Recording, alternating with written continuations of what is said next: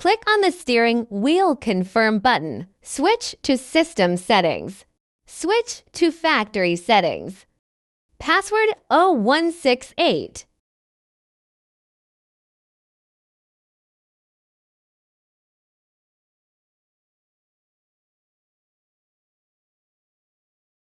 Enter the original vehicle dashboard kilometers.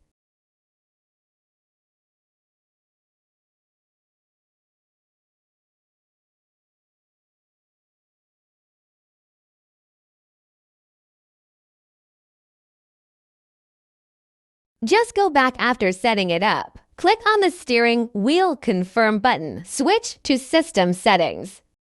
Switch to factory settings. Enter password 0169. Set up the original car's tachometer and speedometer. Just set it up and return.